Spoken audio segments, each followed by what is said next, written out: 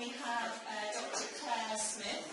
Claire qualified in Sheffield, I won't say when, and then she was appointed as a consultant anaesthetist in Rotherham in 2007. And she's a bit like me, about a month after she was appointed, she then became the lead obstetric anaesthetist.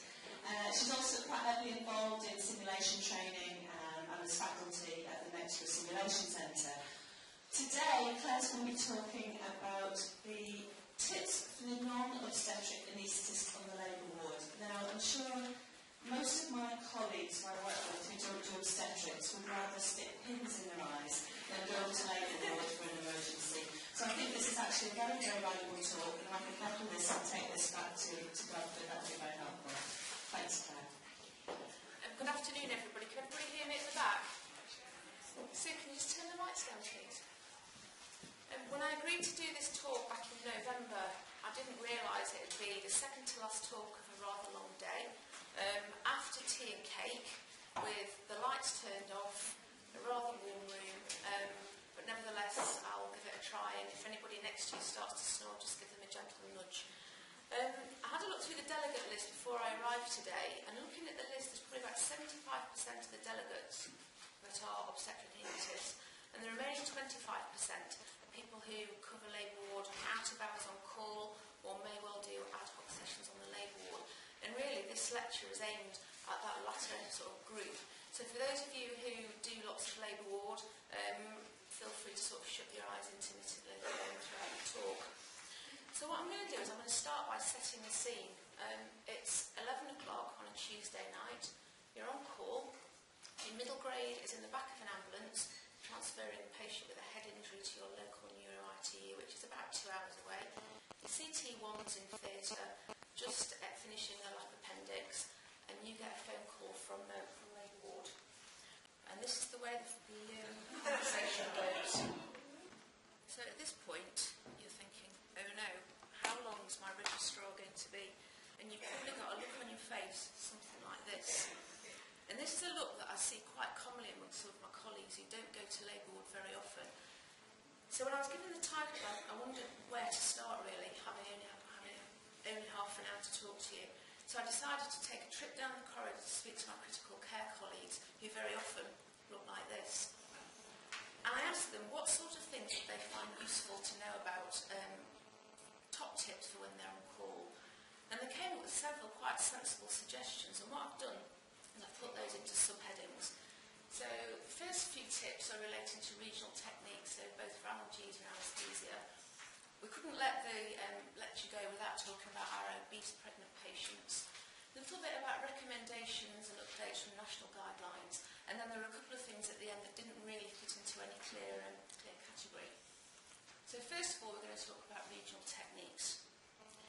In 2009, this guideline was produced by the Royal College of Obstetricians and Gynecologists, and it's actually changed how we potentially might practice and what we might do in terms of providing regional anaesthesia and analgesia to some of our pregnant patients. And this guideline basically recommends that all pregnant women are regularly assessed for their risk of VTE. And it says to consider prophylactic low molecular weight heparin for any woman who achieves 3 or more risk factors, so it should be considered. And it's actually quite easy to score yourself 3 points or 3 risk factors. And as you can see here, age of more than 35, not that uncommon certainly on our labour ward. BMI of more than 30, well, if you've got somebody on the labour ward with a BMI of less than 30, you class yourself with a it's a lucky day.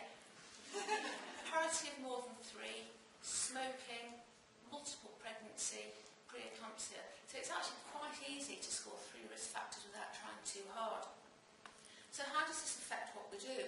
I think the issue is being aware that many women are actually being anticoagulated antenatally. I spoke to the obstetricians in my own unit, and somewhere in the region about 5% of our patients are receiving antenatal low molecular weight heparin. So yeah, reasonable numbers, and obviously that's going to affect what we do in terms of putting needles in backs. So what do we do? Well, the most sensible thing to do is ask the patient. They don't always volunteer this information, and ask the midwife, but again, the patient may not volunteer this. And have a good look through the notes. It'll be clearly documented in their handheld notes if they're on prophylactic low molecular weight heparin. And essentially the same rules apply.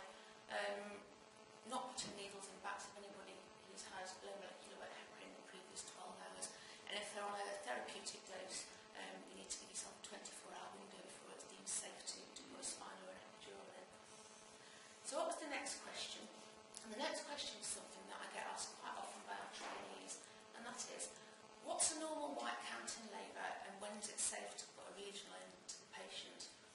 So I decided to do a sort of literature search to look at what was classed as normal, and particularly what was classed as normal in labour. And as you can see, anything between 20 and 30 for the white count can be considered as normal in a labouring woman. And obviously in a non-labouring woman you'd be a little bit alarmed if the white count came back at 30. So what are you going to do? Well, you don't take the white count in isolation. You need to look at the clinical picture. Does the woman have a temperature? Does she have obvious signs of sepsis? Does she have an obvious reason for sepsis? Has she got prolonged rupture of membranes? Does she have any obvious cause of infection? Does she have chorioamnionitis? And obviously, if the answer to all those questions is no, then I think it's safe to say you're probably fairly safe to put an epidural or a spinal in this patient. You've also got to take into account other risk factors. Does she have twins on board? Is she morbidly obese? Does she have preeclampsia? Does she have diabetes? All these things which are going to increase her risk of needing some sort of operative intervention during her labour or delivery. So you get as far as making the decision to put your needle in the back, making sure it's safe to do so, and then you do a dural puncture. So you're not having a very good day, and you're really hoping that your registrar is on the way back to the hospital from the local neuro unit.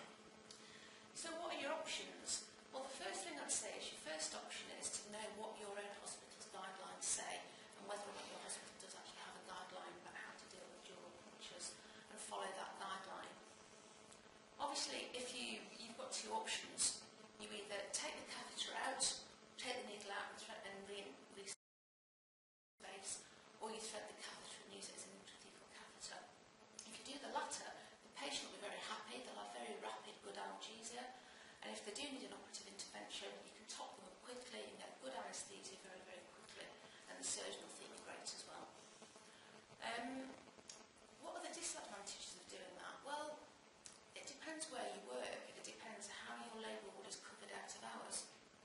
If your labour ward is covered by a trainee who is also covering critical care, A&E, supervising the core training in theatre, you're actually going to be pretty much tying that trainee up for the rest of the day until that patient delivers, because they're going to be getting called back to labour ward every hour, hour and a half to top the patient up. And if they get busy elsewhere, this woman's going to have no decent analgesia until you can get back to top her up. It depends what time of day it is. If it happens first thing in the morning and you've got your obstetric anaesthetist on your labour ward all day and she's a multi and she's 7 centimetres when you do it, then actually she's going to have delivered before you go home at 5 o'clock. If it's 5 o'clock in the evening, you're about to go off duty and leave your trainee and she's a primate and she's 2 centimetres and they're about to start SINT, then there's every chance you're going to be there for the rest of the evening. And this actually happened to me not so long ago. I did a dural puncture, threaded the catheter.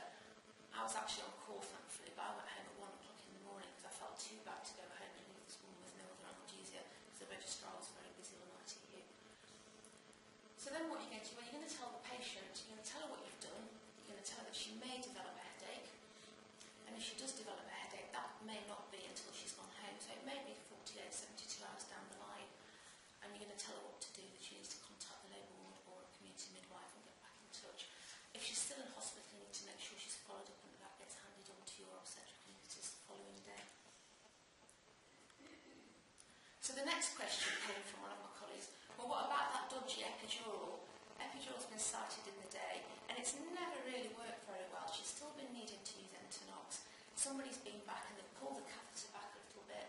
They've given her a top-up, they've put a bit of fentanyl down it, they've changed the position, but she's still puffing away on the gas and air, and it's never really been completely effective. And I have to say, I think if that was the case, you wouldn't want to rely on that epidural to top it up to do a caesarean section. And I think the answer is you bail out early, and you then make a decision about what you're going to do. Obviously, the patient's going to be going to theatre. You've got two options. You either take it out and put the patient off to sleep, or you take it out and put a spinal in. And this is something that's been debated quite widely, certainly among some of the trainees and some of my colleagues.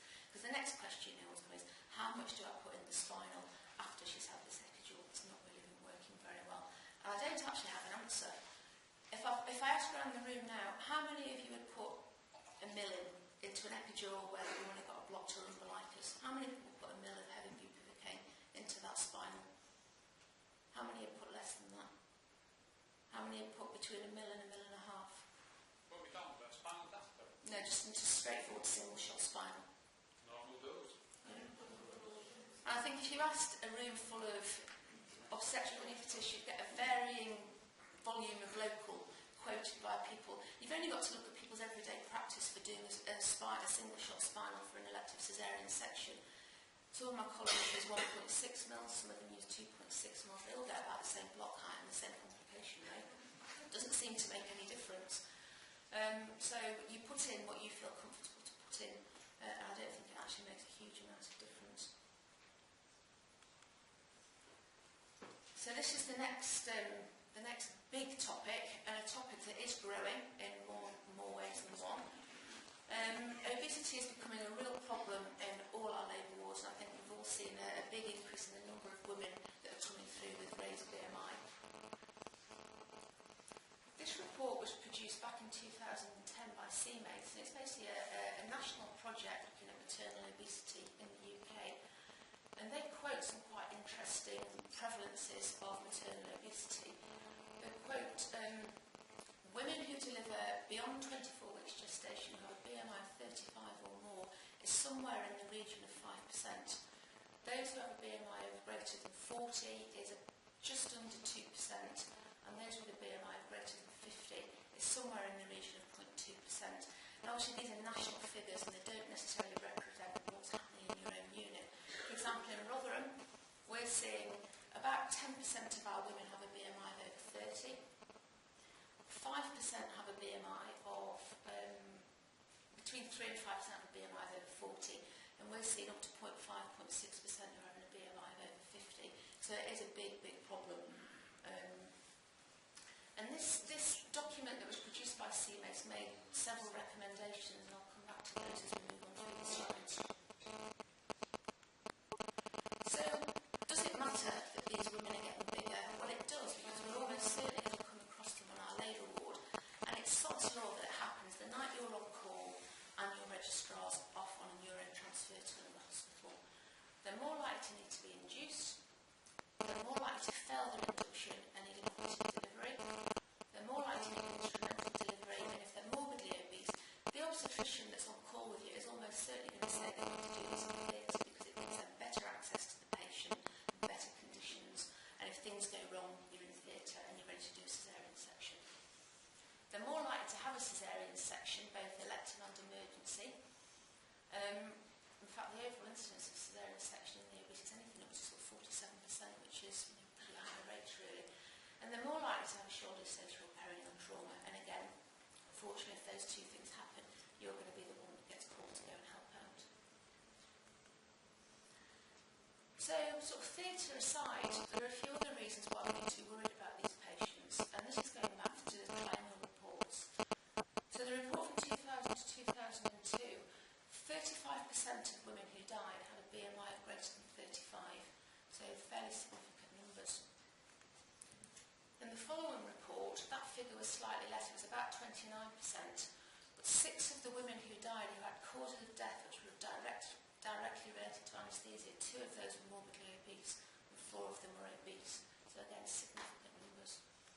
And then in the last report, 52%, if I remember correctly, of women who died were classed as being obese or overweight. So these women do run into complications, and some of these complications do occur in the post-op period as well. So you get called to labour ward, and this is one of the patients that your delightful obstetric registrar was talking about, the woman who wants the epidural. It doesn't matter whichever way you look at this, this is not going to be a straightforward epidural. Positioning is going to be very difficult. Feeling any landmarks is going to be almost impossible. If this woman wasn't pregnant, it would be a challenge enough, but she's also pregnant, which is going to make things much, much worse. And I have to say, the diagram on the right-hand side here is actually quite helpful, and you've got nothing to lose by following it, really. And essentially, it says if you drop a perpendicular line from the C7 spinous process, if you can feel it, or you've got an idea where it might be in a woman like this, because she's not really got much of a neck either. You drop a perpendicular line down, and where that transects, the first increase above the gluteal fold is pretty much where you need to go with your epidural. I have to say it's worth the shot, and you've got nothing to lose by having a go. So tips to aid success, and these are sort of practical tips that if you're not doing obstetrics regularly and you're not anaesthetising obese pregnant women, are actually quite helpful. Try and do it in the sitting position. Trying to lie this woman on her side on a theatre table is going to be an absolute nightmare. Physically getting her across onto the theatre table without tipping the theatre table up is going to be a challenge. So get her to position herself, sit herself up. You want her feet resting on a chair. Now there's every likelihood that she's got pretty big legs as well as a pretty big abdomen. Okay? She's almost certainly not going to be able to get both her feet onto a chair, onto one chair. So have one chair or one stool per foot, if you like. Ask her to sort of keep her legs as far apart as she can. Let her sort of pregnant abdomen drop between her legs if there's room for it to drop between her legs. Just to try and aid positioning. Now the disadvantages of doing that is as she leans forward, the gravity of her abdomen is going to actually pull her forwards. So you can then use the table tilt on your theatre table to tilt the table back towards where you're sitting behind the patient, just to give you a helping hand so that you're not leaning miles out of your way. I've got quite short arms, and trying to lean across somebody who's that big is very, very difficult, and you're going to end up with back problems as well. For most obese pregnant women, a normal 8cm epidural is going to be sufficient. But if you're looking at women who've got BMIs of 60 plus, then you probably are going to need to use a longer needle. And knowing what needles you've got available on your labour ward before you get to this situation is actually quite handy. You need to secure the catheter with the patient sitting in the upright position and actually leave more catheter in the space than you would normally do. So if you usually leave 4 centimetres of catheter in the space, leave 6 centimetres, because as that patient flexes and extends their back, that catheter is going to start moving in and out of the epidural space. And if you've only left 3 centimetres in, you can guarantee you move her across onto the theatre table, top her up for a section, and your catheter is going to become dislodged. And then you're going to start thinking about what alternatives you're going to use. So the night's going from bad to worse. You fail to get a regional into this woman, you can't get a spinal in, and you can't get an epidural in. And you've not really got any option now other than to do a general anaesthetic. And the first thing is be prepared, and I can't underestimate how important that is, and we'll come to that in the next slide. I thought the other thing that's been debated at length amongst obstetric anaesthetists and obstetricians is the sort of definition of category 1 caesarean section in this group of patients. And practically, a category 1 caesarean section is almost certainly not going to happen and isn't safe to do in this group of patients. Physically wheeling this woman down your corridor into your theatre, transferring her across onto a table, getting her position to do whatever sort of anaesthetic you need to do is going to take multiple pairs of hands, and it's not going to be straightforward. And it might take you more than half an hour to achieve that. So it is all about being prepared. We've had a lady deliver on our own unit fairly recently, and she was brought up to labour ward when she was about 34 weeks pregnant. We set the theatre table up in theatre with the arm boards and all the other sort of equipment that we thought we might need. Positioned her. We took some photographs. We actually put them in her notes so that when she came in labour, which was the plan, there was a photograph of how that theatre table needed to be set up so it could be done and basically ready for her in case she needed to go to theatre. Thankfully she had a normal delivery and didn't need any intervention. But being prepared was the key really. So being prepared, many hands, that sounds like a silly thing to say, but it's many hands, and it's many hands of the right degree of experience. The report from 2010 recommends that for any woman who's got BMI of 40 or more, it should be an ST6 or above, both in anaesthetics and in obstetrics, that are available to attend this woman in labour and if she needs an operative intervention. Now you all know the practicalities of this are almost impossible because we are seeing so many women with BMIs of 40 or more coming through our doors. But it is something to bear in mind. And if you know you've got somebody on your labour ward who's got a BMI of 60 and you're on call, you need to be around. You need to be around to give your training a hand, and the obstetricians need to be around as well because the section is going to be potentially very, very difficult. Know what theatre weight limit your table's got, and know the weights, because the weight will vary depending on whether the woman's in the supine position or whether she's in the left position because of the centre of gravity of the total or the centre of gravity of the table. Antacid prophylaxis goes without saying, and I would imagine now all units are actually giving their obese patients regular during labour. We'll come back to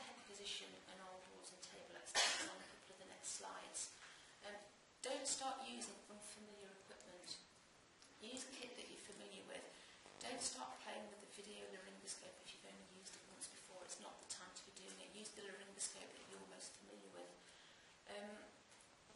Some of the other things Martin Dresner covered earlier in his slides talking about pre-oxygenation. You may need to use PEEP on your anaesthetic machine for the sort of pre-oxygenation period as well.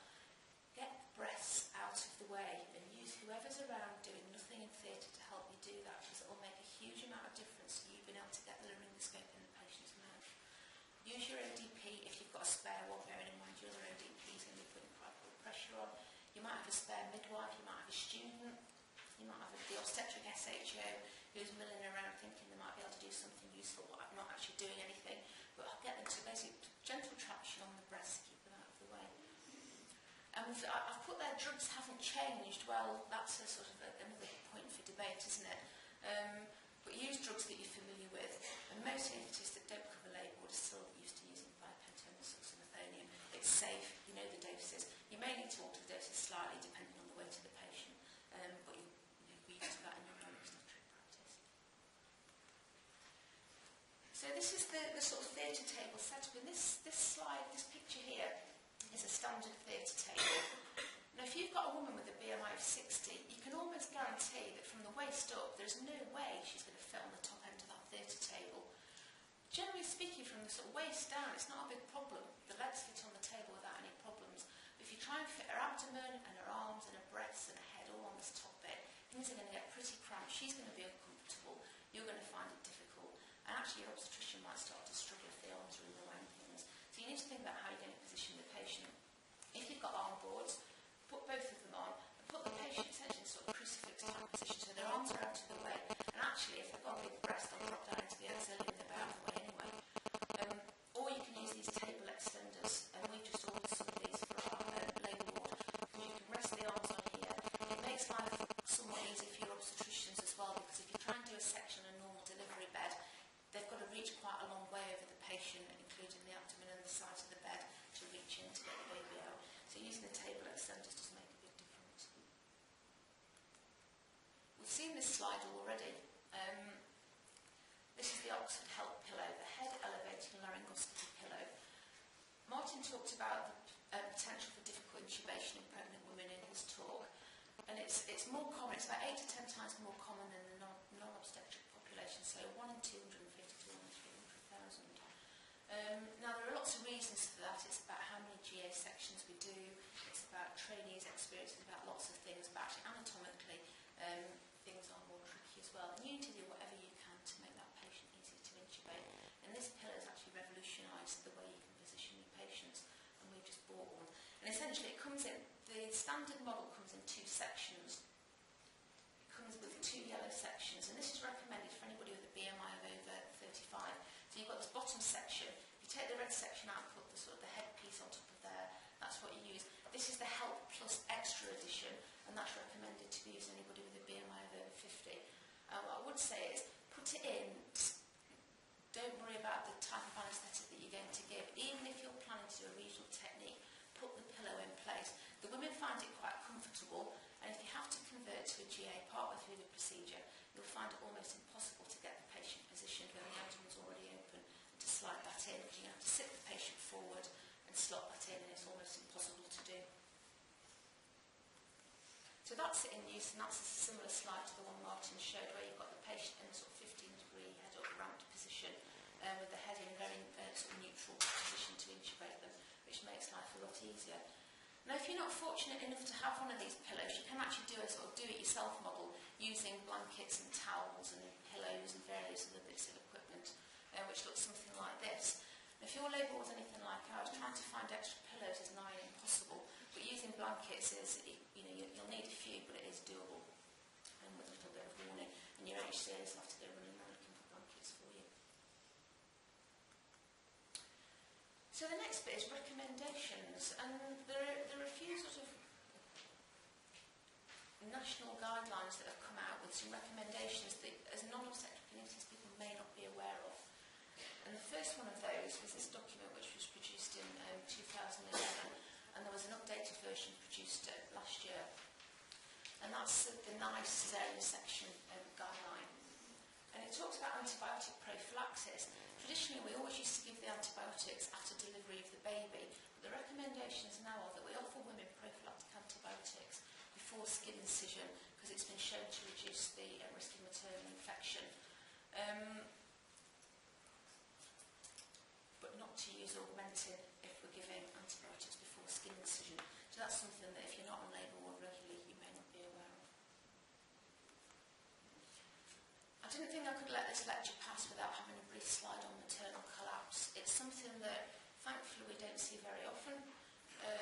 Unfortunately, we've had a recent maternal death in our own unit, and actually making people aware of what the guidance is from the Royal College of Obstetricians and Gynecologists about perimortem section and about CPR in pregnant women is actually quite important because it is different in our non-pregnant women.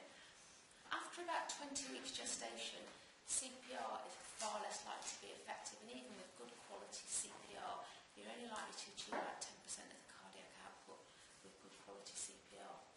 So it's not great. The recommendations are that we follow the Resource Council's basic and advanced life support algorithm with some modification, and those modifications are all about uterine displacement. And it recommends that that's done with pillows, with a wedge if you have one handy. It can be using the knees of the person that's doing the CPR, or it can just be using manual uterine displacement. The Royal College of Obstetricians and Gynecologists have produced a maternal collapse guideline, and essentially that talks about when to do a perimortem section. And the recommendation is that if the woman hasn't got a cardiac output restored within 4 minutes, that they should be delivering the baby. And certainly if resuscitation needs to continue beyond 4 minutes, then you should be delivering the baby. And we're not aiming to deliver the baby to save the life of the baby, it's aiming to improve the resuscitation of the mother. So the next bit is a sort of miscellaneous couple of slides really, a bit of a hodgepodge. And this one's guidelines, and everybody will start sighing and groaning. A lot of the practical sort of tips and the practical guidelines, there are a lot of them on labour ward. We're not expecting people to know what they are or to remember them, but it's knowing what your guidelines are and where to find them, because the last thing you want to be doing is hunting around on the internet or in a folder in the dark depths of your anaesthetic room when the poo's hitting the fan, basically. So know what your guidelines are, and I've sort of split them into obstetric and anaesthetic guidelines. So do you know where to find your severe preeclampsia and eclampsia guideline? Do you know what drugs to use? Do you know what doses to use? And do you know where your guideline is? Because the trainees move round, often different units have different guidelines. They may not be fully aware of the guideline in your own unit, and they'll be ringing you saying, I'm not quite sure what to do, and you need to know where your guideline is and what it says. Massive obstetric hemorrhage. Are you familiar with the PPH drugs that you need to use in your own unit's guideline as to the order in which you use them, and different units will have potentially different guidelines? Do you know how your hospital's major obstetric hemorrhage protocol works? Do you know where your blood fridge is? Do you know where the ONEG's kept? Maternal resource we've already covered, and that's basically the Resource Council algorithm with the modifications. Obstetric sepsis, a big topic in the last CMAGE report. Do you know what your local microbiology department recommend as first-line treatment for obstetric sepsis? If not, I suggest you go away and find out. And then some of the more unusual obstetric emergencies which you may well not know about. So breech, cord prolapse, shoulder dystocia, and this is becoming more and more common. We're getting loads of emergency calls to our labour ward for shoulder dystocia, and I think that's possibly related to our increasing maternal obesity rates. And then your obesity guideline, and the recommendation from the 2010 report was that all units should have an obesity guideline which laid out very clearly how to deal with these women, and that's basically from pre-pregnancy state right up until the postnatal period. Failed intubation. Do you know what your failed intubation drill is and what's recommended in your own hospital? What to do if you do the dural puncture that we talked about earlier? And what to do on a Saturday morning when you get called by your postnatal ward saying they've got a lady who's got a severe headache and they think it's the dodgy epidural that she had the day before. So how you deal with that. Now my last slide doesn't really have any clinical, it's not really clinically related, but I couldn't let this afternoon go or pass without mentioning the Labour Ward tea trolley. For those of you that have been watching One Born Every Minute, the Leeds midwives seem to quite like their tea trolley and they seem to quite like their cakes. I'll go back to the time. So that's a nice tea trolley, okay. That's not our tea trolley in Rotherham, as I'm sure the people that are here today from Rotherham can vouch for. That looks a bit of a sort of Betty's tea room tea trolley. But if you do get called to Labour Ward and it's really busy, if you make a tea trolley, the midwives on your Labour Ward will love you forever. So I'm just going to go back to these two slides. The CMH report is quite an unwieldy document for those of you who don't do regular obstetrics. In fact, it's quite a wieldy document for those of us that do some regular obstetrics. But there are 3 chapters in that report which I urge you to go away and read. The report was produced in March 2011. And the first chapter was the top 10 recommendations chapter. And this is a chapter that's formed part of the Trinal report, certainly for the last few reports. And what that chapter does, it makes 10 top recommendations based on the maternal deaths that have occurred in that triennium. And I think the key things from this chapter were relating to the use of professional interpretation services, and we touched on this earlier on during the sort of clinical cases lecture, not using family members but actually using your interpretation services, which I'm sure you all agree are far from ideal sometimes, but are better than nothing. The use of early warning scoring systems for recognising and treating our sick obstetric patients. Treating systolic hypertension, so treating blood pressure, systolic blood pressures of greater than 150. And they're really the ones that I wanted to talk about. Early treatment of genital tract sepsis was the other one, and that was a key feature in the last report as well.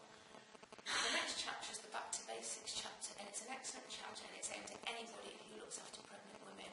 So it's aimed at general practitioners, A&E doctors, obstetricians, anaesthetists, midwives, other healthcare professionals who might come into contact with pregnant women, so physios, occupational therapists, etc. It's written very simply. It comes up with lots of red flag warning signs of signs and symptoms that you should be worried about when you see them in pregnant women. And it looks at common themes and good practice points, and it's an excellent chapter, and it's quite short. It's only about 4 or 5 pages long.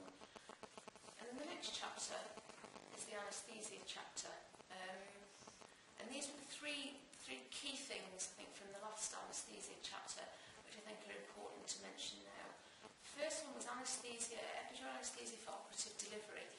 There was, in fact, a death in the last report in a woman who had a working epidural for labour, who was they didn't top her up for a caesarean section, she had a general anaesthetic, and she died of airway complications.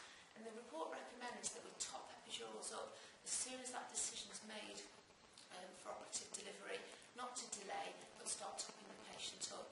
And your unit may well have quite clear guidelines on how you do that. Do you do it in the room and then transfer the patient to theatre, or do you transfer the patient to theatre and then top her up? I think the key point here is that you actually do it sooner rather than later, so that you've got a much better chance of having that epidural working for your caesarean section. Potentially full stomach, it comes up again. The risk of aspiration of gastric contents. And again, there was a death in the last report. And of the computer, that was absolutely.